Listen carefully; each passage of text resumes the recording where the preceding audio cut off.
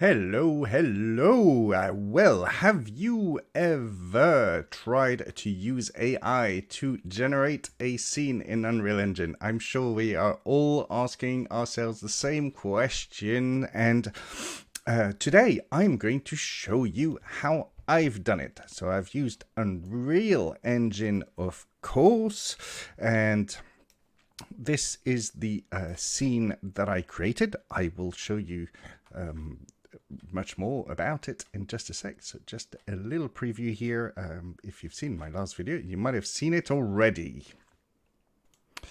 So, and I've done a little, used a little tool here using sequencer for the time of day. So we'll go through that as well. But before we get started with that, I'll just show you the kind of surprisingly simple prompt I used here in Midjourney to generate these rather exciting images in Midjourney.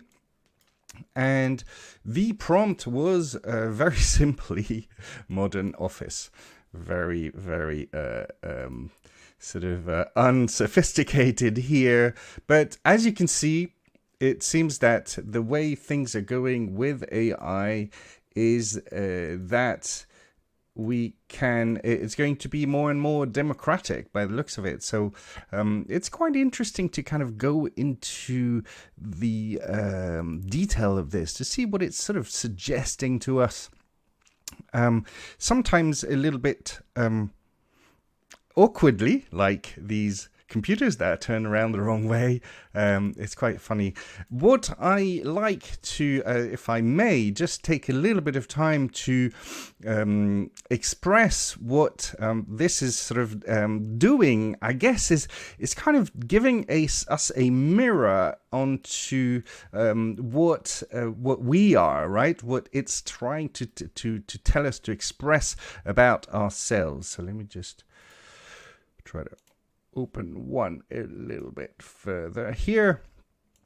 What is this? What are these offices? It says I typed modern office. So by the looks of it, it's taking the word modern as a style, modernist kind of architecture with these kind of Mies van der Rohe type architecture with these the furniture, very Mies van der Rohe, Charles Eames kind of chairs and so on. And so it's kind of interpreted the word modern and then office, but where does it take this? Who has offices like this? Let me know. I want to know the people who have these kind of offices. So from the initial prompt, I just kind of asked for variations, and you can see how things are getting, well, this is again the same one, and I'll got distracted a little bit, honed it into using some of these skylights here, and you can see that that final image that I used was this one here at the bottom, and so we can just sort of zoom in on that one. Again, some very interesting kind of CEO type things, and then this is the one that I particularly liked and chose. So a couple of really interesting things for this. Well, again, there's the very interesting kind of suggestions of materiality here, where we've got this sort of ground floor material, which could be a carpet. I guess it kind of suggests it is a carpet. It could be stone. It's sort of reflective down there. These computers are completely, again, sort of turned the wrong way, suggesting some kind of amorphous thing, but at the same time, a very strong identity, a very strong idea of branding. It's very kind of suggesting pendant lights and this kind of activity here. What on earth are these vertical strips and these vertical kind of storage places? What do they suggest? And these kind of really beautiful soft light, and the composition, of course, this great composition in a square. I don't know if I can zoom out here. No, I can not. And we have also these dense, lush kind of greenery here, and a very, very interesting composition. We have a detailed foreground here, and the midground is again lit and with really I don't want to say precise, but very evocative suggestions of materials and structure and so on. And then the background here giving us a sense of where we are in the forest, and again luxury, lush, but a little bit dreamlike, a little bit kind of otherworldly. And I like really this idea of what it's reflecting back to us. What is this? Is this a dream? Is this a kind of utopia, an aspiration? I don't know. It's this kind of fascinating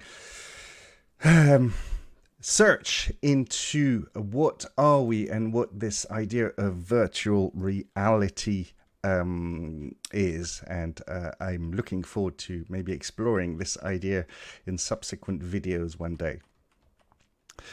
Okay, so I've tried to organize the scene a little bit as I do in kind of my training, so that we can make sense and work and have a working process with these. So I'll try to take you through some of the steps that I took.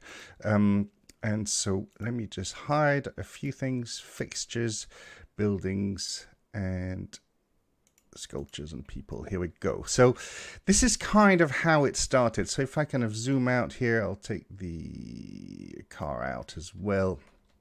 And I started actually in 3ds Max. So maybe I'll just take you through that first. The structure is very, very simple. Again, this kind of a very modernist kind of structure. Very interesting that it kind of just picked up very strongly on that. I could have done this straight in Unreal, actually. I only thought of that afterwards, but it'd be very interesting to bypass altogether the kind of modeling package and see how we can do this straight in Unreal. One of the things, obviously, I've used Max for so long, it's kind of almost a reflex, but the first step that I always do is just to add a person for scale. I think one of the biggest issues that we can find in working in CAD is we miss the sense of scale. I've got interesting stories maybe to say about that again another day. But so here, strong sense of scale, taking the reference as always on the side on the other screen, and making sure I'm always referring back to that. Another thing to point out about AI is that it's kind of a copyright free reference, so it's quite sort of nice to not be specifically copying anybody in particular. I would say that for myself, obviously. And so here, one of the things I really concentrate on is this sense of scale and proportion. You might have heard me talk about proportion and framing and all this before, but it is essential to really pay attention to the size of these things and the relations to the width and the length. Obviously, you know what proportion means. The furniture was left to the end, so I'll skip that for now. And that little teapot that you see here is indicating to me the 0.000 in the scene. I always make sure that we know where the origin is, and especially a scene like this, which is not located in any specific location in space in the world, as it's completely hypothetical. I'd like to mention, I'm not going to kind of go into much depth today, but just to mention this script that I use. If you guys want to know more about it, just let me know. Unfortunately, it's not really available anymore. But just in case you want to know, just let me know in the comments, and I'll do a little special point specifically about how to export from Max to Unreal. The process is really to be able to act very, very quickly and to do a lot of changes. This really started obviously not quite like that, and I was able to make a lot of modifications in real time. going back and forth from from 3ds Max to Unreal. So that's that. So once I had the basic structure in like this, I really added a landscape, which didn't kind of look like this to start with. Obviously, it was just a flat square, and I added I use a plugin called Brushify, which you can obviously get for yourself. I think there might be some free versions, and these allow you to add a very dense kind of lush ecosystem straight onto your landscape straight away. So again, I was trying to be somewhat faithful to the spirit of the original image. If I get that back out, let me just get that back in here. And especially, I liked very much the way that, if you notice, the outside is much less saturated. In fact, there's these kind of stains of white which take away some of the contrast and saturation if you compare the contrast level here in the foreground as opposed to the background. And this really helps to give a strong sense of depth in the image. The high contrast brings things forward and focuses our attention to these areas, and then the less saturated and less contrast area, weaker contrast area, tend to blend into the background and sort of act as I'll say it again, as a background. So I was trying to kind of achieve that, and as you can see, it's not actually that easy to do here, just like that in the 3D scene. Might have to turn on the fog a little bit more, which we have here, and I'm not quite sure what I did on this one. Actually, I used the second fog data, but I'm not going to go into much more detail on this either. Okay, so step number 2, I added what I call the fixtures. So this is kind of things like stairs and things like, I tried to so these things, again, what do they mean? What are they? I kind of interpreted them as being maybe sort of servers. They kind of reminds me a little bit of a James Bond kind of villain lair. Or maybe it could be like an architect's office, I guess. Strange place to have an architect's office in the middle of nowhere in the forest, but why not? If I was a successful architect, I would probably very be happy to choose a place like this. But the idea again is that we can sort of add another sort of layer of detail, sort of one way down, rather than what I see so many times is kind of a bit of a mess, right, in the process where we export and move everything at once, and then we get into all sorts of trouble without a sort of strong sense of a method.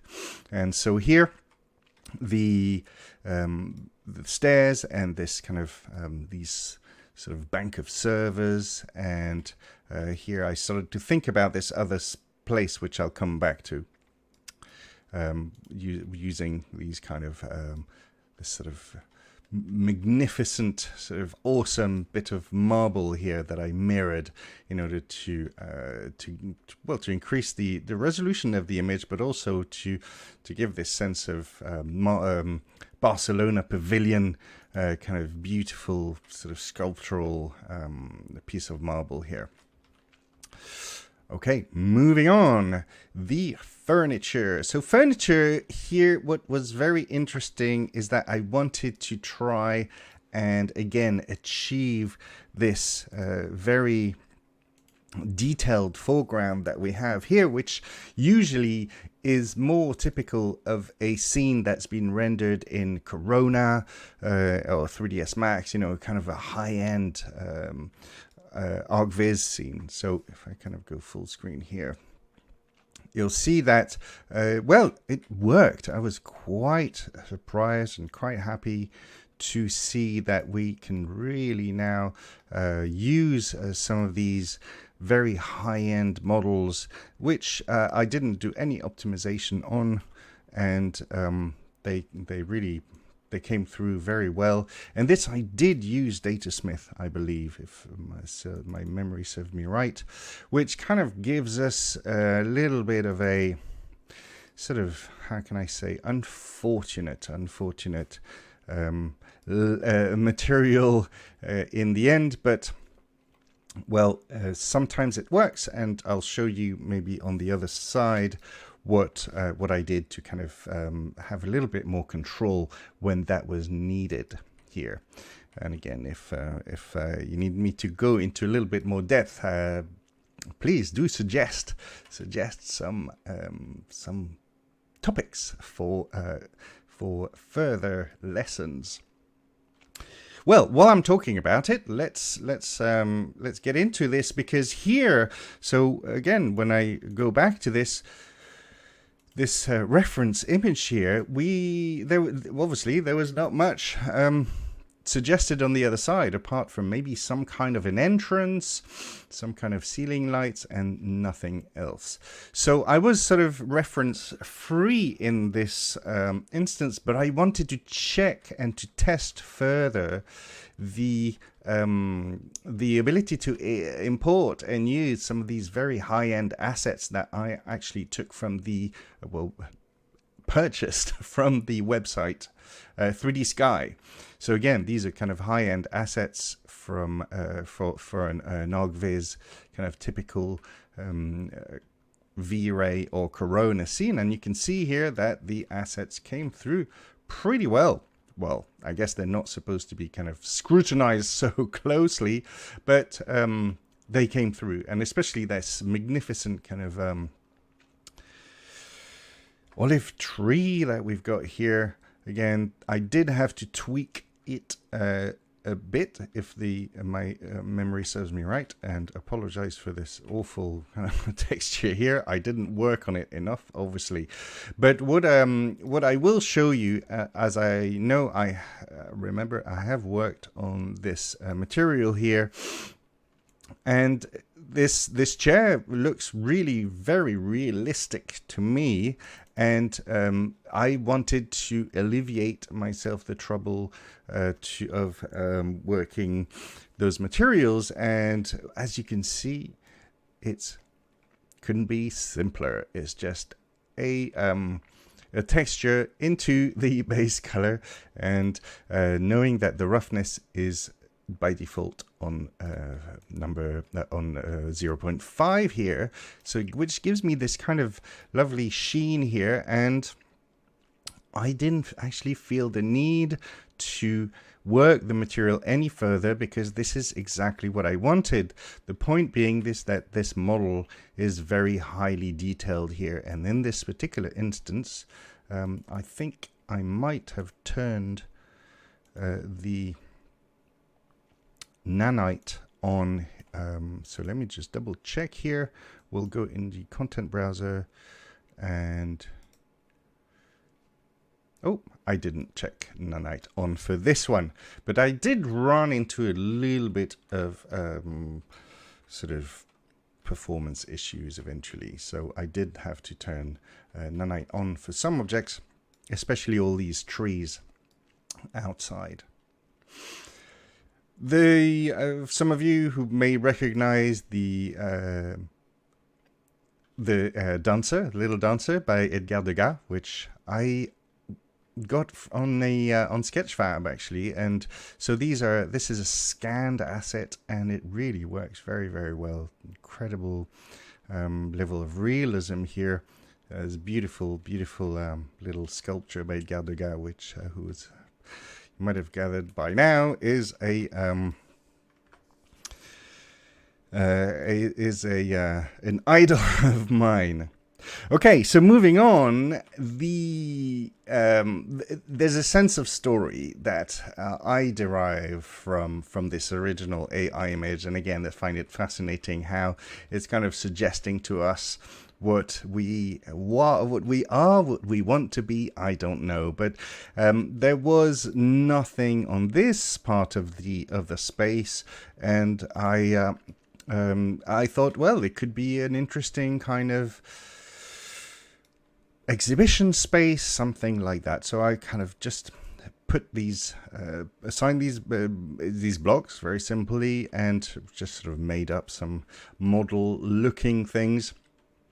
And again, there's probably not much artistic kind of value to this, but it's just the idea of constructing a space and rhythmically creating a rhythm throughout, which enables us to structure it and to kind of suggest an idea, whether it's an idea or a brand or a kind of a feeling of something or an identity to the space. I love being able to construct these things and then adding the light onto it. So finishing off, it's nice to be able to give a sense of structure to this light, and again, something that the AI was really great at suggesting is these little light sources, which are kind of a lot more detailed than the ones I've suggested. The ones I did were just flat planes, to be honest, which is kind of a little bit lazy. It could have added more detail. And then finally, just some people, again, to kind of give a sense of scale, but maybe I could take that a little bit further. So talking of lighting, this is something that I really like to construct, is this sense of light throughout the day. Again, one of the stories that we can tell in this profession, I guess, is illustrating architecture, is the idea of the day passing, and there's much poetry in that, dare I utter the word, and the a lot of beauty is found in those moments which can be rather fleeting. Sometimes it's just a few minutes in the day, and to be able to catch those is sometimes, well, it's the talent of the painter, the photographer, who's going to get up at before dawn to be able to catch those moments. So here is kind of to be able to construct these, and as you may or may not notice here, the intensity of the lights vary throughout the day. So again, I'm not going to sort of drag on for too long. I probably have too much already, but as you can see here, we've got the time, the sun passing through, indicating here the time of the day here, as obviously it's kind of 12 with the skylight in full glory, and as the day kind of goes on here, we've got the sort of sun setting in the whether it's in the horizon or not, I'm not quite sure where it is. It's probably hidden behind there, and then the intensity of these lights kind of really increase as they are, and here we get a sense of kind of full night. So there we are.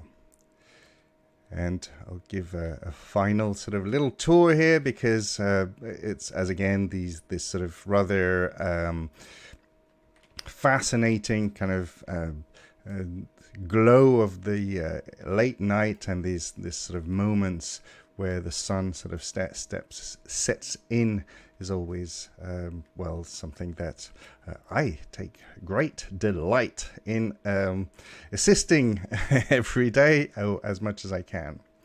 So here we go, a little story. I hope this was somewhat interesting, or if you want to know more, obviously do drop me a comment, and I will do my best to educate, motivate, and inspire further.